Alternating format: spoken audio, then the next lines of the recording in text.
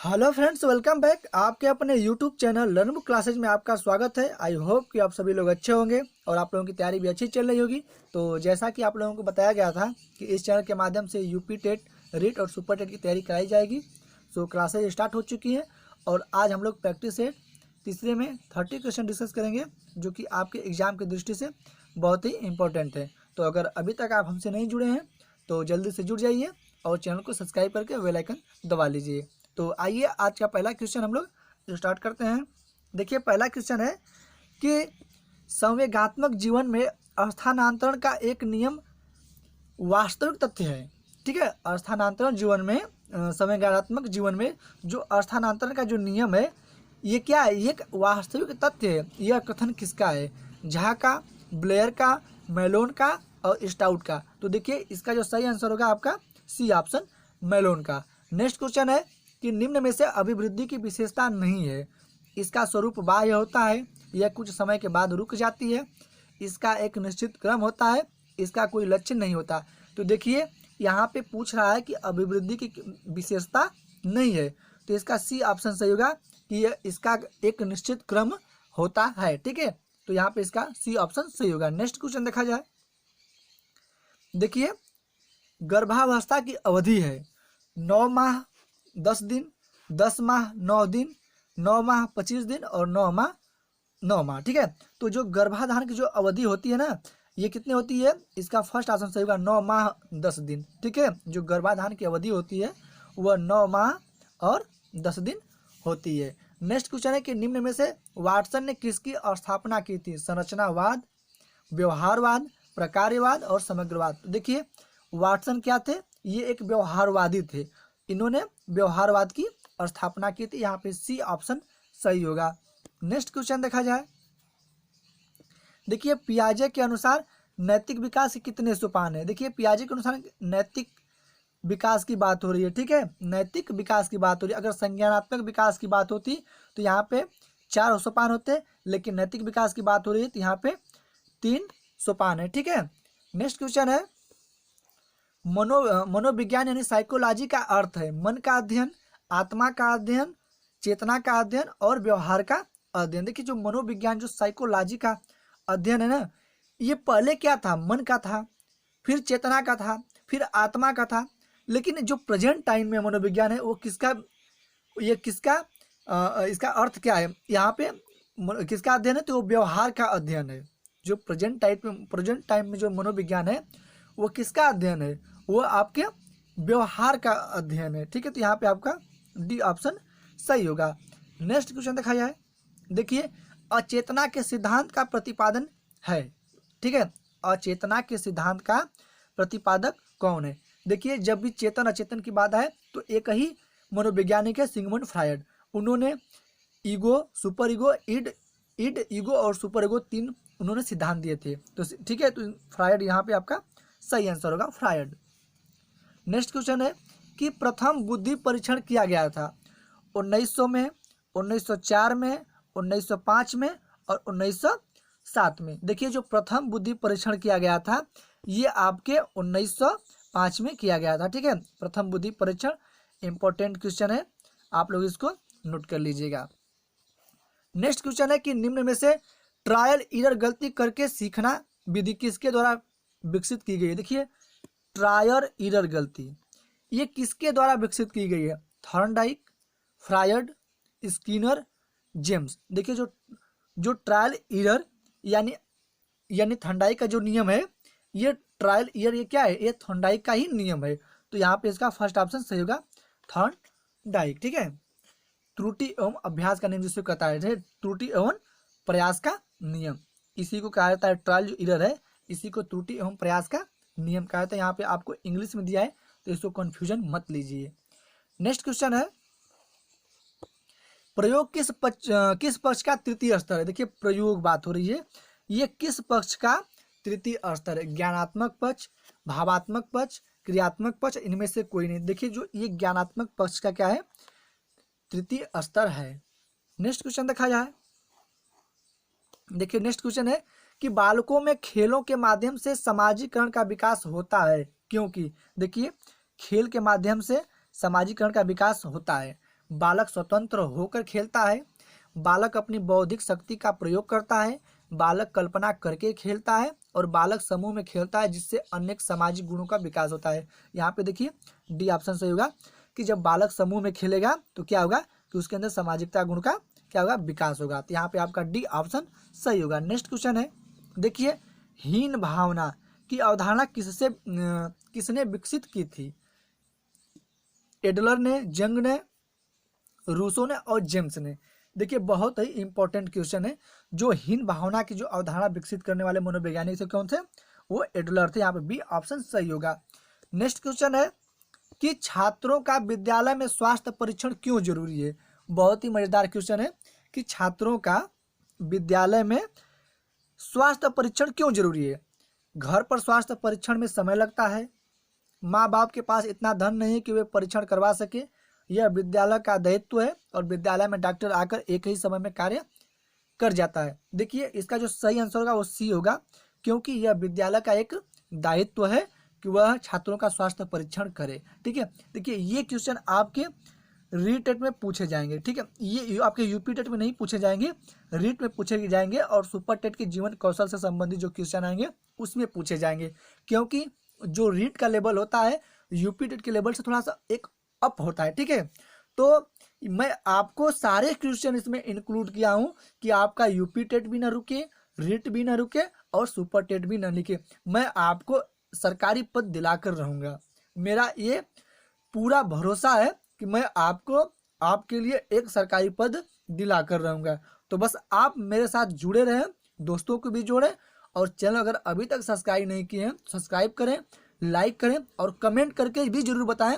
जहाँ पे आपको दिक्कत होती है आप कमेंट करके जरूर बताया करें कि सर यहाँ पे दिक्कत है या यहाँ पे दिक्कत हो रही है। मैं उस टॉपिक को, उस पॉइंट को आपको अच्छे से बताऊंगा। नेक्स्ट ऑप्शन क्वेश्चन है कि विद्यालयों में छात्रों की बुद्धि ज्ञात करने का प्रमुख उद्देश्य होता है। देखिए पूछा गया यहाँ पे कि विद्यालय में छात्रों की जो बुद्धि ज्ञात करने का प्रमुख उद्देश्य क्या होता है? छात्रों के अनुकूल प्रत्याशाएं करना, ठीक है, छात्रों के महत्वाकांक्षा स्तर को बढ़ाना, छात्रों को निदानात्मक परामर्श प्रदान करना, और माता पिता को उनके बालकों की सीमाओं का ज्ञान प्रदान करना। देखिए यहाँ पे विद्यालय में जो छात्रों की बुद्धि ज्ञात करने का उद्देश्य होता है कि छात्रों के अनुकूल क्या करेंगे, प्रत्याशाएं करेंगे, यानी छात्रों के अनुकूल शिक्षण कार्य को आप प्रभावित करेंगे। ठीक है, तो यहाँ पे आपका फर्स्ट ऑप्शन सही होगा। नेक्स्ट क्वेश्चन है कि निम्न में से बालक की मूल शक्तियों का प्रमुख कारण। देखिए मूल शक्ति की बात पूछी जा रही है यहाँ पे। बालक के मूल शक्तियों का प्रमुख कारण क्या है? आर्थिक स्थिति है, सामाजिक स्थिति है, वंशानुक्रम है और वातावरण। देखिए बालक की जो मूल शक्ति का जो प्रमुख कारक होता है वह आपका वंशानुक्रम होता है। ठीक है, तो यहाँ पे सी ऑप्शन सही होगा। निम्नलिखित में से किसे बाल अपराध की श्रेणी में रखा जाता है? देखिए इसमें पूछा गया है कि बाल अपराध की श्रेणी में किसको रखा जाता है? चोरी करना, पढ़ने में अरुचि होना, खेल कूद में मन लगाना, और इनमें से कोई नहीं। देखिए बाल अपराध क्या है? चोरी करना आपका ये एक बाल अपराध है। ठीक है, नेक्स्ट क्वेश्चन देखा जाए। बालक के व्यवहार में परिवर्तन के लिए किस व्यवहार अध्ययन की विधि का सहारा लिया जाता है? देखिए बहुत ही बढ़िया क्वेश्चन है कि बालक के व्यवहार के परिवर्तन के लिए व्यवहार अध्ययन की किस विधि का सहारा लिया जाता है? साक्षात्कार विधि, प्रश्नावली विधि, उपचारात्मक विधि और प्रयोगात्मक विधि। बहुत ही बढ़िया क्वेश्चन है कि आप छात्र के व्यवहार अध्ययन के लिए जिस विधि का आप सहारा लेंगे उसको उपचारात्मक विधि कहते हैं। ठीक है, उपचारात्मक विधि, यहाँ पे सी ऑप्शन आपका सही होगा। नेक्स्ट क्वेश्चन देखा जाए। देखिए बुद्धि के इकाई सिद्धांत के प्रतिपादक हैं थॉर्नडाइक, जेबी वाटसन, विलियम वुंट और स्टर्न एवं जॉनसन। देखिए यहाँ पे बात हो रही है बुद्धि इकाई के प्रतिपादक। ठीक है, यहाँ पे देखिए आपका सही ऑप्शन होगा स्टर्न एवं जॉनसन। बुद्धि इकाई के सिद्धांत के प्रतिपादक अगर पूछा जाए तो यहाँ पे आपका सही आंसर होगा स्टर्न और जॉनसन। नेक्स्ट क्वेश्चन देखा जाए। देखिए बहुत ही बढ़िया क्वेश्चन है।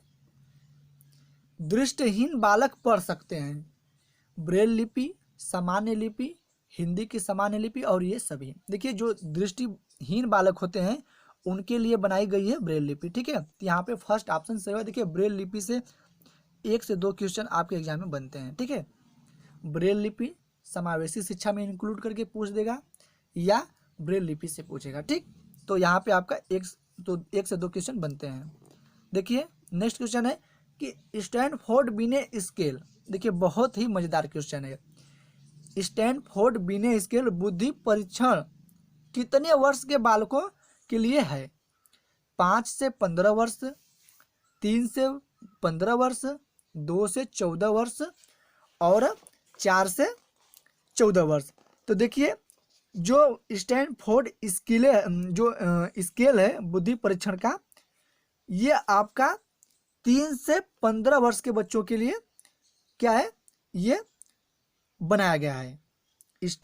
जो स्टैनफोर्ड बिने स्केल बुद्धि परीक्षण पूछा जा रहा है कितने वर्ष के बालकों के लिए है, तो ये 3 से 15 वर्ष के बालकों के लिए है। नेक्स्ट क्वेश्चन देखा जाए।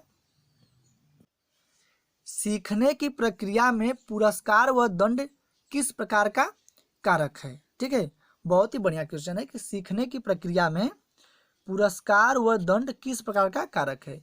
मनोवैज्ञानिक कारक, सामाजिक कारक और भौतिक कारक, और इनमें से कोई नहीं। देखिए जो पुरस्कार और दंड है सीखने की प्रक्रिया में, ये एक है मनोवैज्ञानिक कारक। फर्स्ट ऑप्शन सही होगा। नेक्स्ट क्वेश्चन देखा जाए।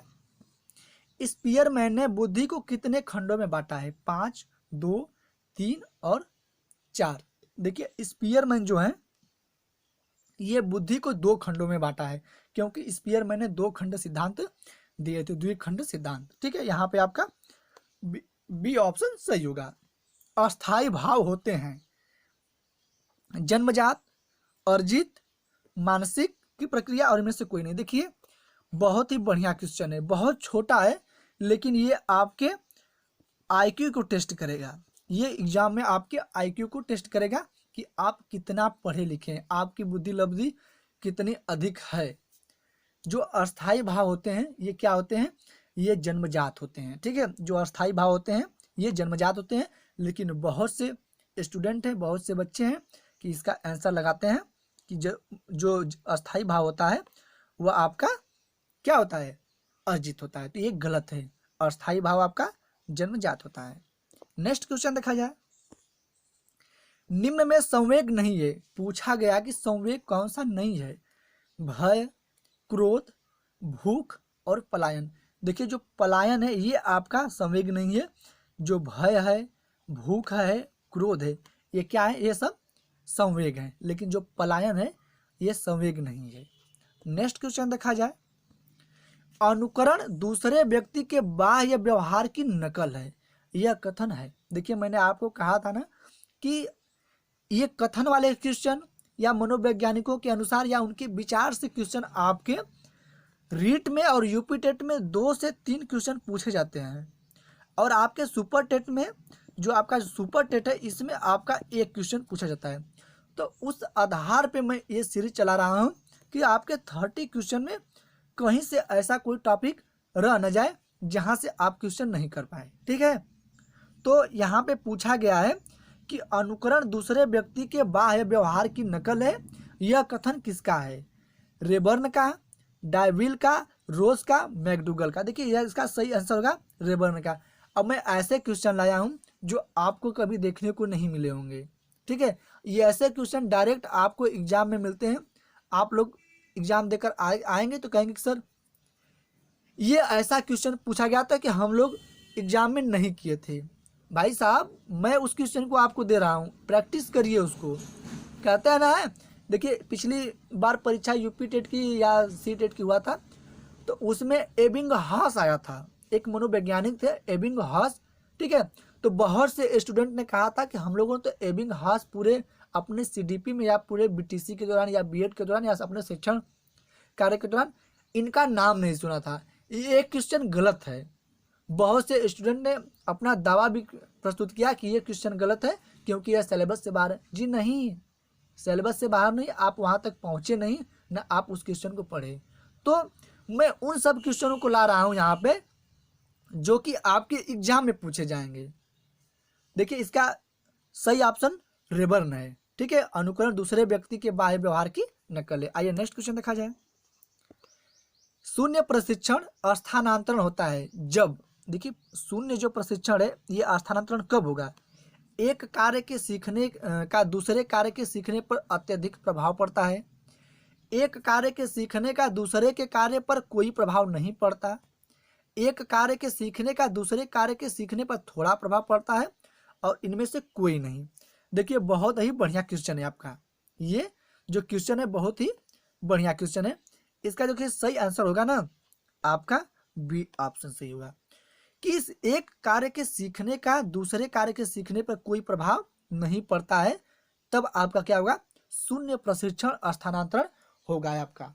उस टाइम आपका शून्य प्रशिक्षण स्थानांतरण होगा। तो यहाँ पे आपका बी ऑप्शन सही होगा। ठीक है, नेक्स्ट क्वेश्चन देखा जाए। पुरस्कार व दंड उदाहरण है आंतरिक प्रेरणा के, बाह्य प्रेरणा के, भाषाई प्रेरणा के, उनमें से कोई नहीं। देखिए जो पुरस्कार और आपका जो दंड है ये किसके उदाहरण है? तो ये बाह्य प्रेरणा के उदाहरण है। क्यों? क्योंकि पुरस्कार व दंड के माध्यम से हम बच्चे के अंदर प्रेरित करते, ये दूसरों के द्वारा होता है ना, तो ये बाह्य प्रेरणा हुआ। अगर हम खुद अपने अंदर से मोटिवेट होते तो ये आंतरिक अभिप्रेरणा होती है। लेकिन ये कोई दूसरा है जो कि हमें पुरस्कार के माध्यम से, दंड के माध्यम से हमें अभिप्रेरित कर रहा है, तो ये बाह्य प्रेरणा हुआ। इसका बी ऑप्शन सही होगा। नेक्स्ट क्वेश्चन है, व्यवहारिक ज्ञान मिलता है करके सीखने से, देखकर सीखने से, सुनकर सीखने से, इनमें से कोई नहीं। देखिए जो व्यवहारिक ज्ञान है ये आप जब तक करेंगे नहीं तब तक नहीं सीख पाएंगे, तो इसका आपका फर्स्ट ऑप्शन सही होगा, करके सीखने से। नेक्स्ट क्वेश्चन है कि पावलोव के अनुबंधन प्रयोग में, जो पावलोव के जो अनुबंधन प्रयोग में पहले भोजन इसके बाद ध्वनि उपस्थित की गई थी, पहले ध्वनि तत्पश्चात भोजन प्रस्तुत किया गया था, भोजन एवं ध्वनि दोनों के साथ प्रस्तुत किए गए थे, इनमें से कोई नहीं। देखिए जो पावलोव ने अपना जो प्रयोग किया था, एक कहानी बनाए थे ना कि पहले क्या कर रहे थे, घंटी बजा रहे थे, उसके बाद क्या कर रहे थे, भोजन दे रहे थे। तो इसका जो सही ऑप्शन है इसका बी ऑप्शन है कि पहले ध्वनि प्रस्तुत करते थे उसके तुरंत पश्चात भोजन प्रस्तुत करते थे। तो देखिए आपके जो थ्योरियां हैं, पावलोव हो, स्किनर हो, थॉर्नडाइक हो, जिनकी थ्योरियां जो कहानी के माध्यम से बताई गई है वहां से क्वेश्चन बनाया गया है। देख लीजिए कितना डीप क्वेश्चन बनाया गया है। ठीक है, लेकिन ये क्वेश्चन एकदम हलवा है। तो ऐसे क्वेश्चन आपकी रीट में देखने को मिलते हैं, आपके यूपी टेट में ऐसे क्वेश्चन नहीं मिलेंगे, लेकिन आपके रीट में देखने को मिलेंगे, क्योंकि थोड़ा सा रीट का जो लेवल होता है ना वो थोड़ा सा अप होता है। यहाँ पे बी ऑप्शन सही होगा। नेक्स्ट क्वेश्चन देखे जाएंगे।